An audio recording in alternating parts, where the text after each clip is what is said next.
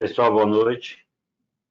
Recapitulando um pouquinho, a gente falou na aula passada sobre os processos, sobre a escolha dos processos, né? Em que nos deparamos, né, com vários segmentos. Demos exemplos na aula passada, né? Sobre construção naval, ferroviária, aeronáutica, automobilística, né? E são, na verdade, Sim. processos que nós usamos processos soldados no nosso dia a dia, né? Cada um é do setor, trabalha no setor, aí, pelo que eu vejo, né? Um trabalha no agronegócio, outro trabalha em caldeiraria, né? Então, é assim que nós vivemos no nosso dia a dia. Hoje, por exemplo, eu estou aqui no Rio de Janeiro, né? Numa empresa multinacional em que ela atua com soldando LED, né?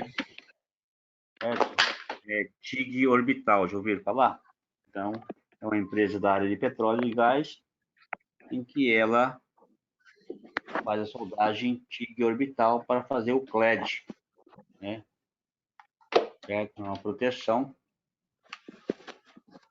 é uma camada em tubulações de aço liga, em que ela faz para proteger esse aço liga, né, de algumas intempéries, né, como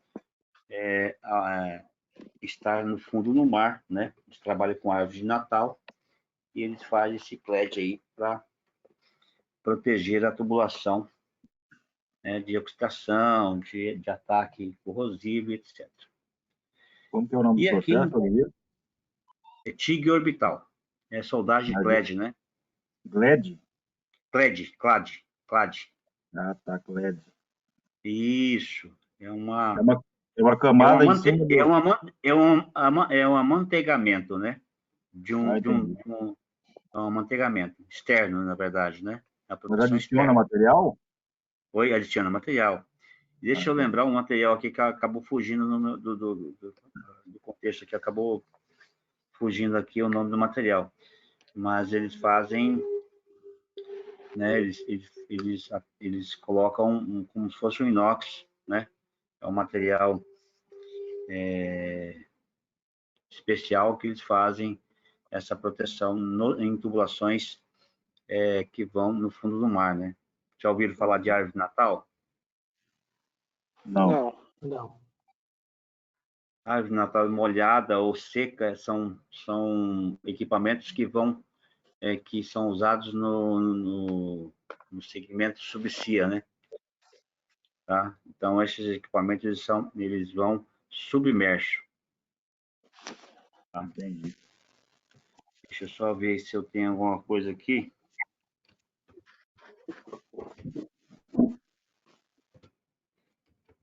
Então, a gente vai vivendo e conhecendo, né? São várias coisas no mercado, então, como o exemplo que a gente deu, né?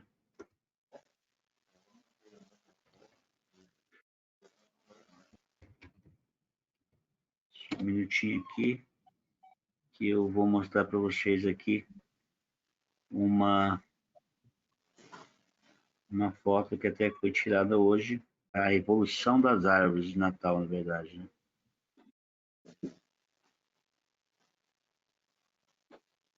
E olhem o material que é colocado nessas árvores, para vocês terem uma ideia. E é o tubo flexível. Isso aqui é uma seção do tubo flexível. Aqui ele está cortado para mostrar as camadas que um tubo desse tem. Cada camada dessa tem uma aplicação. E varia de acordo com o projeto. Assim. A primeira camada, interna aqui, é para resistir à pressão de dentro para fora, a pressão do óleo, para evitar que o tubo se rompa. A segunda camada, que é esse branco, que é um tipo de polímero, é para evitar atrito de uma camada com a outra.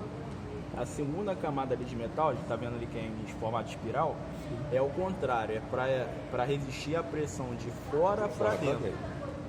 Evitar que o tubo seja comprimido e restrinja a passagem. Sim. Depois vem uma outra camada de polímero, atrito, e a gente vai ver a quinta camada, que é essa tá em espiral também. Sim. Vamos reparar aqui que uma está no sentido anti-horário e o outro no sentido horário. Que é para quê? Para evitar a torção do tubo. Se tivesse só uma camada, ele podia torcer e é o que ampliar. Acontece com os cabos de aço, né? Isso aí. O que acontece com os cabos de aço. Então aqui tem uma camada para evitar que ele gire no sentido horário, desenrole, né, vamos dizer assim, Sim. e outra no sentido anti-horário. E aqui já vem as proteções. Então a proteção dessa tem uma aplicação. Aqui a dourada é proteção elétrica, isolamento elétrico. Isolamento elétrico. A outra tem um isolamento também, mas tem uma diferença, mas não vou lembrar aqui agora. E a camada amarela é um material que é um Novolastic, que ele serve para quê? É para proteger o fluido da temperatura externa.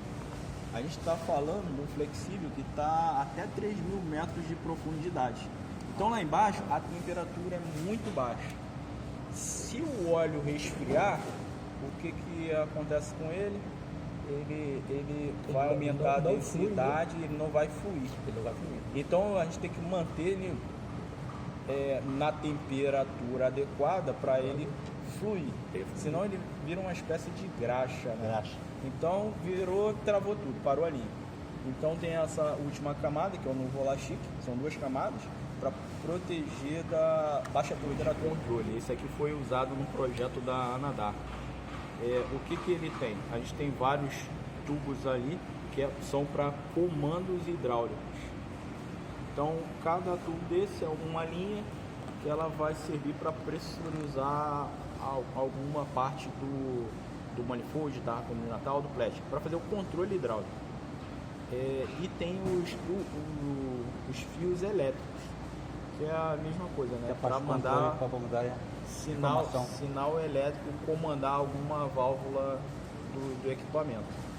Entendi. E claro, tem também toda a proteção, a camada de proteção. Camada de proteção para evitar que ele desenrole, e a proteção térmica. Proteção térmica, só lembrando que não é em todos os casos. Isso aqui é adaptado de acordo com o campo. A Cameron apresenta seu novo desenvolvimento baseado no conhecido conceito patenteado da árvore de Natal Spool Tree, que proporciona significante economia tanto na instalação quanto na vida útil do equipamento.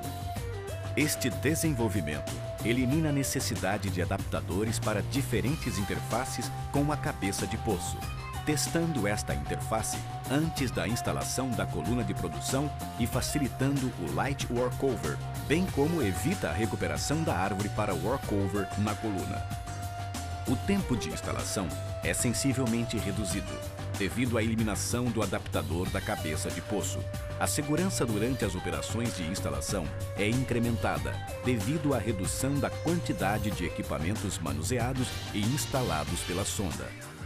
O BOP de perfuração é instalado diretamente na árvore, aumentando desta forma a segurança durante a completação e futuros workovers. A disponibilidade é aumentada devido ao uso do jumper de controle hidráulico, o qual permite a recuperação rápida, sem uso de sonda para comutação das linhas no caso de qualquer problema no acionamento da árvore. Todas essas características combinadas conferem uma economia significante em gastos operacionais e de materiais. Árvore de Natal Spool Tree de injeção de água, 2.000 metros. Conseguiram assistir o vídeo com vocês? É um exemplo que a gente acabou dando na aula passada, né? E a gente está voltando, recapitulando, né? Então, para cada segmento, para cada tipo de indústria, eu faço uso de um determinado processo de soldagem, né? É o caso aqui, né? Aqui, então, a parte de caldeiraria dessa árvore de Natal, lógico que vai os processos normais que a gente conhece, certo? Mas não é feito aqui, é feito em fornecedor. Tem fornecedores que fazem para ela a parte de caldeiraria, né? essa parte do CLED que eu falei para vocês, já é uma solda de liga especial. Aí na aula passada, a gente falou sobre duplex e superduplex, lembra? Sim. Eles, no passado, eles usavam muito esse material aqui, certo? Mas como o material duplex e superduplex é caríssimo e só é fabricado lá fora, né? É importado. Então, devido ao alto preço, também a concorrência desleal desse material e ao custo excessivo, né? Desse material, eles desenvolveram usar a própria tubulação de liga, né? O próprio material de liga e fazer uma camada protetora como se fosse um superduplex, em vez de usar o material direto de superduplex. Então, veja que a tecnologia estão sempre buscando maneiras para conseguirem, né, de uma forma mais rápida, né, mais produtiva e com bastante tecnologia, atingir um objetivo, né? Pensa, se eles estivessem usando o duplex, até a pessoa que estava nos acompanhando, que é o gerente da qualidade, ele falou que o duplex é muito fácil ser contaminado aqui no fundo do poço, devido ao próprio óleo que é subtraído. Nosso óleo brasileiro, ele contém muito fósforo. Lembra que a gente comentou do elemento fósforo? Sim. Os componentes básicos da farinha lá, do bolo lá, né? Carbono, silício, fósforo, né? Que fazem parte do componente do aço, né? Da receita do aço. Então, se eu tiver silício e fósforo, né? E enxofre numa porcentagem um pouquinho acima do comum, eu posso estar provocando aqui, tanto na pós-difusão como no próprio material, ele fica suscetível, né, na verdade, a defeitos, né? E no caso, nesse equipamento, como o óleo, né, passa pelo sistema, ele acaba e com uma porcentagem grande de fósforo, de enxofre, desculpa, no óleo, esse próprio enxofre acaba contaminando o duplex. Por isso que eles optaram, a facilidade de contaminação era muito grande, né? E eles optaram por fazer dessa forma, com aço carbono, liga, né? Então, evitando, assim, essa contaminação direta do petróleo com o material. E por fora, né, como o aço liga, ele é suscetível à pressão e à intempérie estar abaixo, né, do mar, submerso, eles fizeram essa proteção de CLED. Tá? Então, são detalhes, né, que a gente busca conforme o segmento que a gente está. E hoje nós estamos no segmento petróleo e gás aqui, no Rio de Janeiro, iniciando um curso, e tivemos esse tour, né, na verdade, né. Aí, voltando aqui para nossa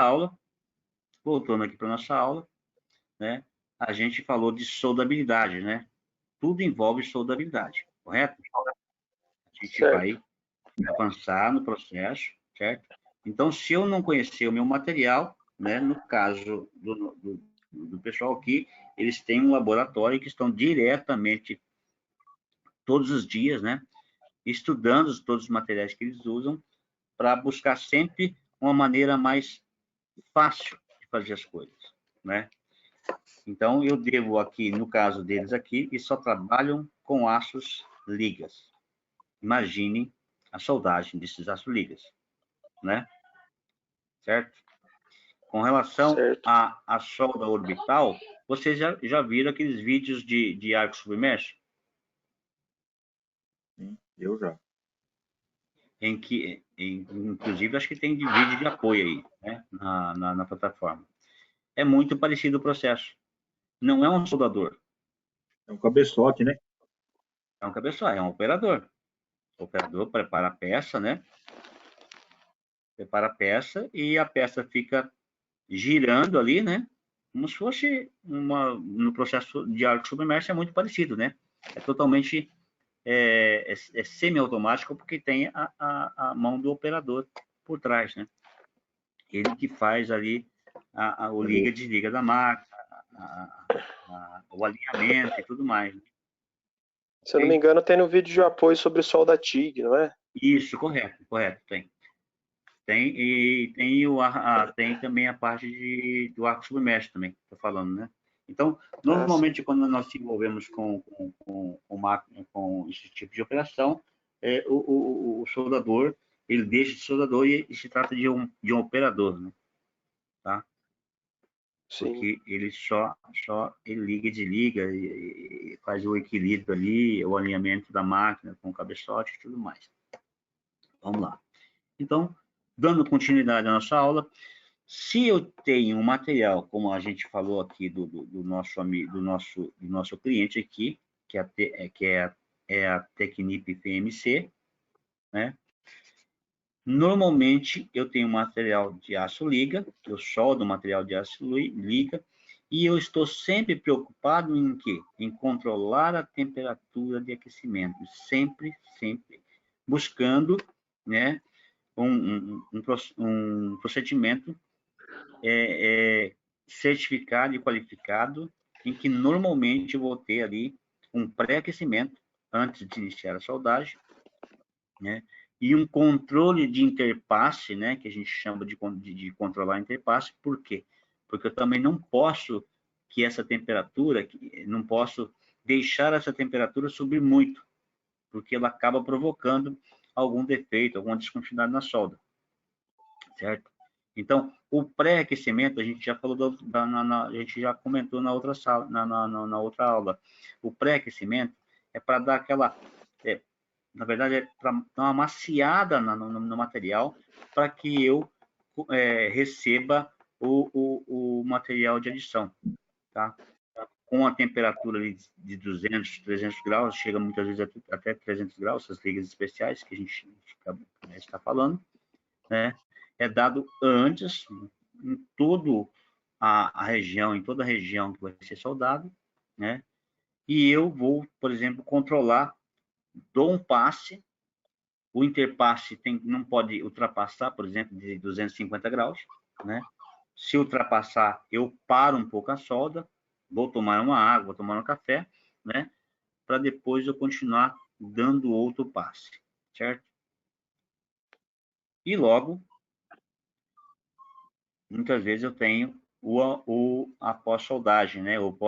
Desculpa, após a soldagem eu tenho também, eu tenho o pré e tenho o pós-aquecimento, certo? Que também é uma continuidade desse aquecimento, dessa temperatura, para que dê tempo, né? Dali do hidrogênio e oxigênio que está envolvido ali na pós-fusão, sair fora, ok? Então, sempre vou ter um cuidado especial quando estou soldando com materiais de regularidade e difícil soldabilidade, tá? São regulares e de difícil. Oi, pode falar. Uma pergunta. Aço com médio carbono também há essa necessidade do pré-aquecimento? Sim. Mas o médio carbono, eu tenho que saber, por exemplo, olha na tabelinha aqui, ele está entre regular, né? Aqui no médio carbono, como regular, não tá? Sim. Mas eu tenho que saber quanto de carbono, entendeu? De repente, eu consigo soldar. Se for baixo, o pré-aquecimento também é baixo, entendeu? Entendi. Eu dou um pré-aquecimento. Só para te explicar do porquê da minha dúvida. Hoje eu peguei uma situação em que iria fazer a solda em eletrodo revestido de um aço A36 juntamente com um aço médio carbono 8640. E aí eu fiquei na dúvida, né, se havia necessidade de um pré-aquecimento nesse processo ou não. Sim. Entendi. Mas normalmente tem. Pode ter certeza que tem. tá? Deveria Até ter, para né? evitar. Então, Deveria ter. Normalmente, quando eu estou trabalhando com aços carbonos, né, metal de base, que tem um pouquinho acima do normal, vamos dizer assim, né, médio, alto, liga, eu tenho que ter um procedimento com pré-aquecimento. Lógico, dependendo da porcentagem de carbono, o pré-aquecimento será de, sei lá, 100 graus, 80 graus, tá me entendi, entendendo? Por isso que, por entendi. isso que, por isso que é importante temos em fábrica procedimentos, CPS, né? Então, se eu soldo, Sim, por exemplo, vários tipos de materiais de base, eu vou ter que ter várias EPS, várias receitas, né? Então, para cada determinada situação, eu vou lá e pego aquela receita. E assim por diante. Por exemplo, esse concorrente dessa empresa Tecnip, a gente também ministrou aula lá em Curitiba. E foi um dos primeiros trabalhos que eu tive na área de petróleo, quando me formei, quando conquistei a minha certificação de inspetor de solda.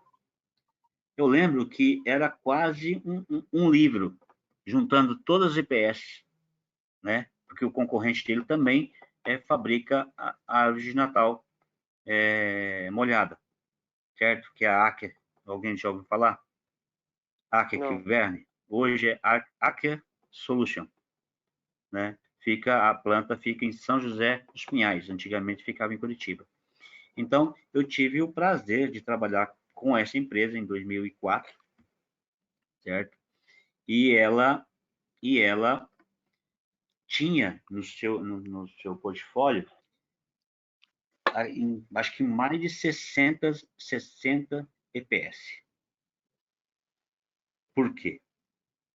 Porque os materiais que ela trabalha nessa árvore natal são todos de aço liga, certo? Então, para cada EPS era um aço específico de algum lugar da árvore, certo? Então, na época eu tirei certo. cópia, inclusive, né? Porque eu acompanhava a soldagem e justamente acompanhava também a solda TIG orbital na época. Né? E eu tirei cópia de tantas EPS para mim ter para me conhecer, para mim estudar um pouquinho mais, né? Do convívio dos materiais, né? Entre um material e outro, sabe? Mas todos eles eram aços especiais, com uma microestrutura assim, bem complicada, ou seja, a soldabilidade soldavam, mas tinham que ter o pré-aquecimento, tinha que ter esse controle de interpasse e tinha que ter o pós-aquecimento, tá? Para evitar qualquer problema na solda.